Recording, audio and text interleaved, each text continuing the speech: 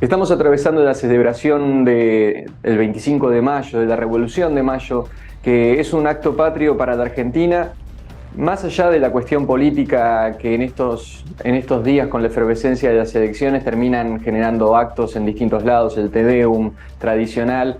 Bueno, hoy nos queremos enfocar un poco en la historia que nos llevó hasta acá y qué cosas quedaron pendientes de aquella gesta de 1810. Para hablar un poco sobre esto está con nosotros acompañándonos a través de comunicación vía Zoom Marcos Enchós, docente de historia. Bienvenido al programa.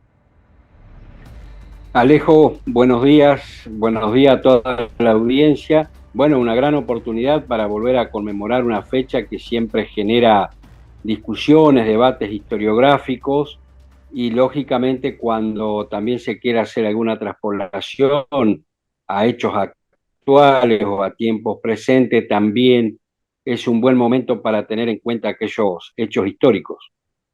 ¿Qué podríamos decir que fue lo que gestó que se hiciera una revolución en aquel momento, formando lo que sería la primera junta de gobierno? Mirá, habitualmente en términos escolares y la construcción historiográfica argentina pasa por la llamada Semana de Mayo. Lamentablemente, hasta el día de hoy se sigue trabajando mucho esa construcción, esa idea de explicar estos hechos. A mi criterio, a mi entender, hay dos cuestiones que son centrales para poder llegar a la Revolución de Mayo. Primero, entender que se da en el ámbito de una villa, ciudad, le diríamos hoy, como es Buenos Aires, una ciudad que estaba en pleno crecimiento y que, de acuerdo a las normativas de la época, la legislación de Indias y el esquema político, lógicamente se veía impedida de seguir creciendo, y ahí es donde tenemos que ponerle un punto de atención a esta explicación. La segunda es las diferencias sociales, económicas, pero fundamentalmente políticas que había entre los españoles peninsulares, es decir, los españoles que llegaban desde España, y los criollos, que eran hijos de españoles, quizás algunos de ellos con una trayectoria que habían llegado desde principios del siglo XVI, con el pleno periodo de la colonización, de la conquista. Ahí creo que también hay que prestarle mucha atención a estas diferencias. Voy a dar un ejemplo. Un español tenía la prioridad tanto de los derechos económicos como políticos por un criollo.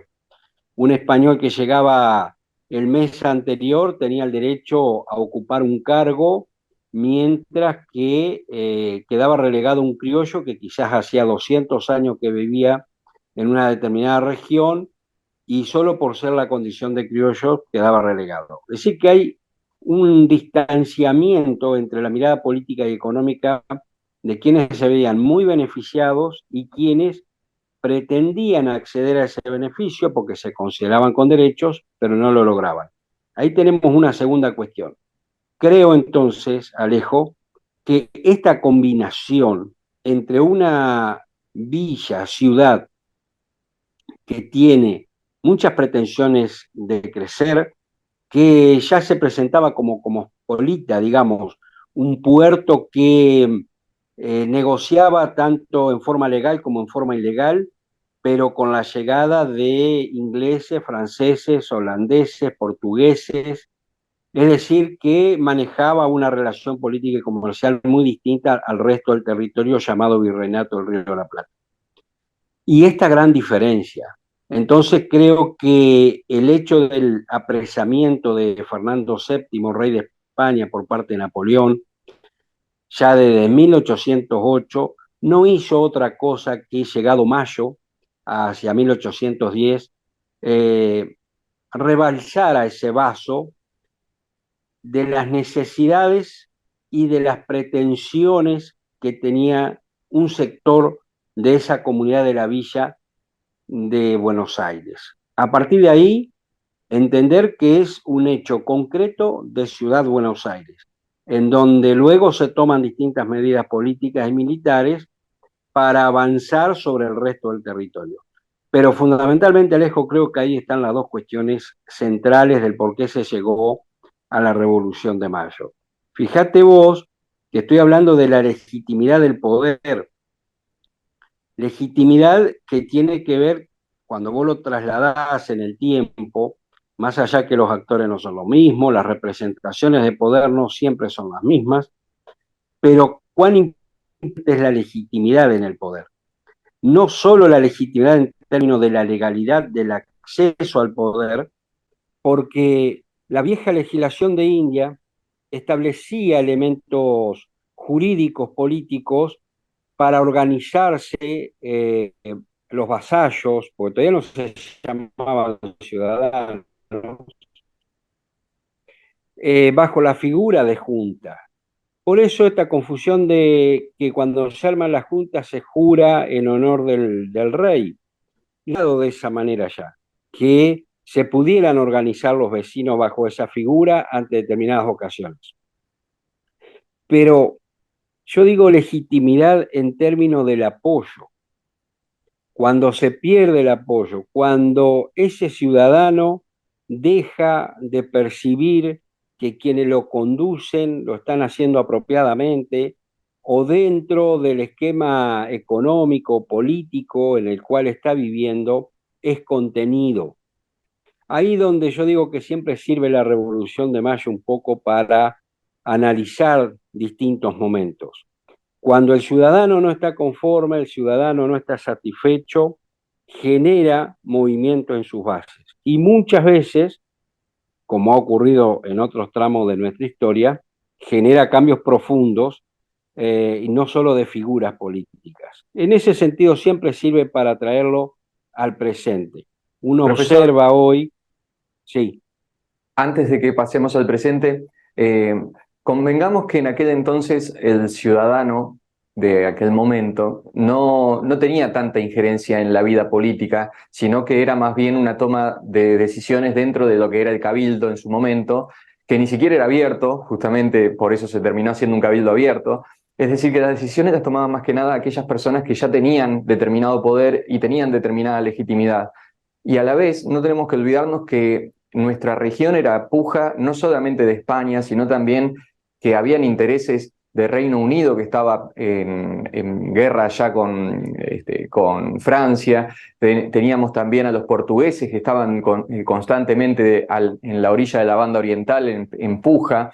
Teníamos realmente muchas secciones con intereses que obviamente hasta tuvimos las invasiones inglesas, que más que invasiones parecían exploraciones que terminaron siendo truncas, y quizás con los tiempos que hoy manejamos, como es el WhatsApp, entonces las cosas pasan más inmediatamente. En aquel entonces 2 años pueden ser el tiempo necesario para ir gestando otra cosa, para ir trabajando por lo bajo algo que termina generando quizás el beneficio de otro, porque si alguien se le benefició también de lo que fue la revolución y la independencia, tanto de Argentina como de Uruguay a los pocos años, es justamente Reino Unido, los portugueses, empezaron a encontrar que por ahí tenían un flanco fácil para bajar el poder de una corona española que estaba muy sólida hasta ese entonces.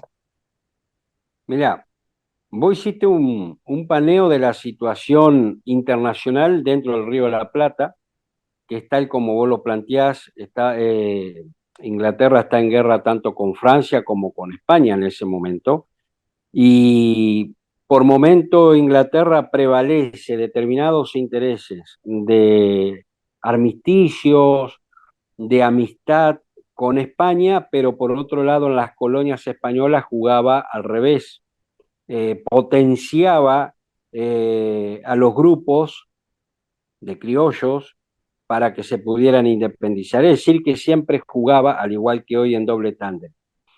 Ahora bien, hay otros movimientos que dentro del territorio se están jugando también, porque hay muchas revueltas indígenas, no es un territorio que está pacificado más allá del dominio de la colonización. Las revueltas indígenas son numerosas, son violentas, eh, están luchando contra ese virreinato, o sea que es un escenario de altísima complejidad y en otros sectores, no es el caso del Río de la Plata, pero en otros sectores de lo que era América, por ejemplo, México, Haití, hay grandes revueltas de la población negra, de los esclavos. O sea que vos imaginate que es un territorio de altísimo nivel de conflictividad. Pero volviendo al Río de la Plata, el principal actor internacional, yo siempre digo que no es Francia por haber ocupado España, sino que es Inglaterra la que en su doble juego de diplomacia interviene directamente en las acciones internas de este territorio. De tal manera que la historia de República Oriental del Uruguay a partir de 1825 en adelante muestra a las claras todas esas intervenciones y la pésima capacidad de negociación que siempre ha demostrado, todavía no se llamaba Argentina este territorio, pero Provincias pongámoslos Unidas, en sí. ese, la fuerte incapacidad para la negociación. Voy a dar un ejemplo. La batalla de Ituzaingó, 1828, en el marco de la guerra contra Brasil, esa batalla es en el sur de Brasil. Triunfo del general Alvear. Y en la mesa de negociaciones, todo el territorio se le entregó a Brasil. Y en las mismas negociaciones se habilita definitivamente la creación de la República Oriental del Uruguay.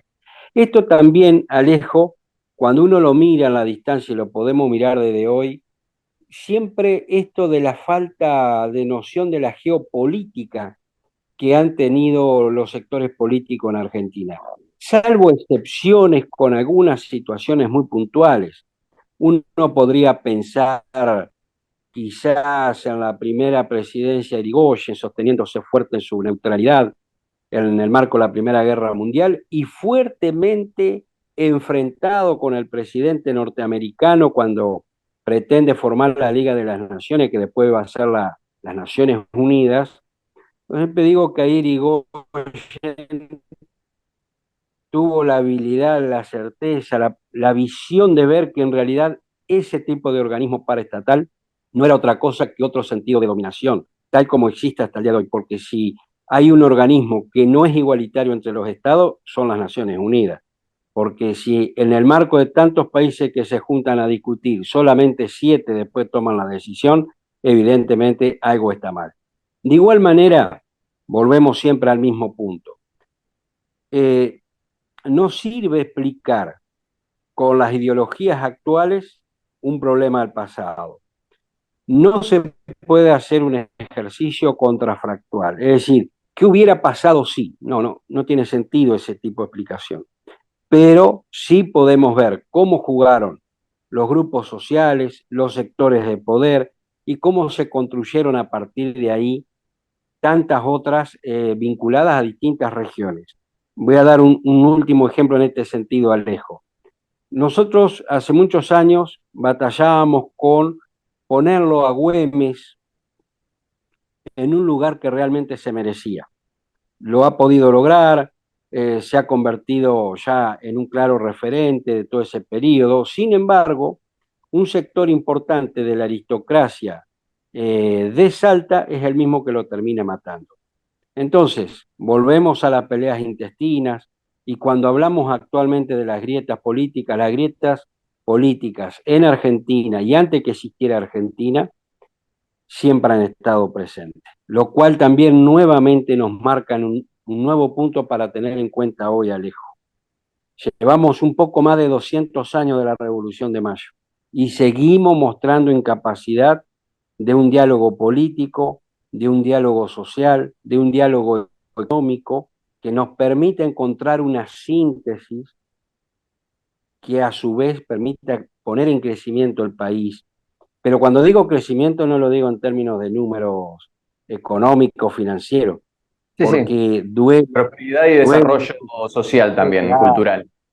exacto, duele el 60% de los niños en situación de pobreza, el 50% de la familia en esa misma línea. Entonces, cuando hago este planteo, no lo estoy haciendo solo como una ecuación económica financiera. Marcos, profesor, muchísimas gracias por haber estado participando en esta pequeña conversación y más adelante volveremos a hablar, seguramente en cuestiones históricas, pero también con la cuestión política siempre atravesándonos. Muchísimas gracias.